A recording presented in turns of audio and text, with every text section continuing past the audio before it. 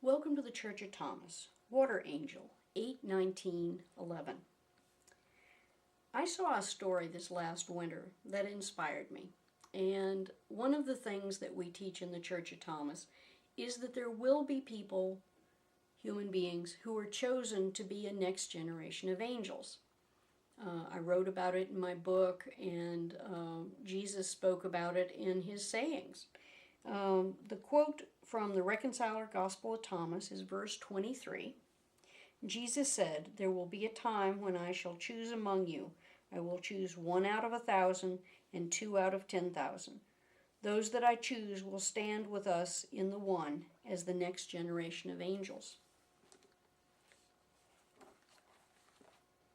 Now, this story was very interesting because one of the things that we preach in the Church of Thomas is when you give, do it anonymously if you can. If you help somebody, you don't have to stand around and get patted on the back. You've already been rewarded by God.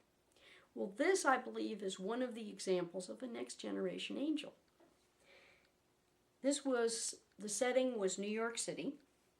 There were tourists on this big long pier, and there was this dad and this little kid, and the little kid, apparently the railing was far enough apart that the little kid fell through. The water was icy because it was wintertime. And the dad, obviously was bundled up in tons of clothing, and he's trying to peel off clothes as he runs to the railing. But before he can jump in, someone jumps in before him. And it was a man. And while the dad was trying to get his shoes and the rest of his clothes off so he wouldn't sink like a stone, this other man had jumped in and was holding the child up so that she could breathe. When the father jumped into the water, this man helped buoy him and his daughter up until rescuers could form a human interlocking chain to reach down and get the child first, and then the dad, and then the helper. Now, the important part about this is that as soon as the child was up and the dad was up and the rescuer was up, the rescuer disappeared. He got into a taxi and drove off. There was a big news story about it because he had not stayed around to get a pat on the back. He had not thought that it was important for him to get accolades. He knew that the little girl was in good hands now. An ambulance had arrived and they were working on her. She was still conscious. She hadn't drowned. They were both hypothermic, so they had to be dried off and warmed up by the paramedics.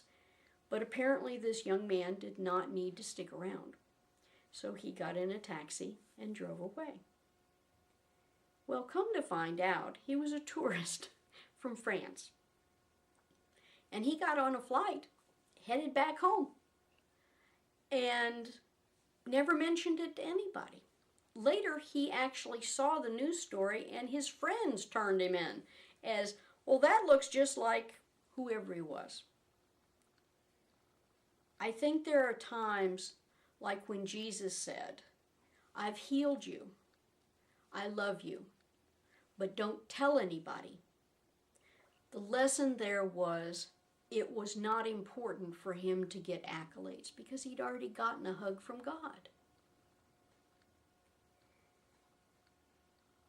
When you do the right thing, not only are you protected, but you make God very pleased. If you do these sort of things and leave without being patted on the back, you too might be a next generation angel. You never know. God's the one who's going to choose.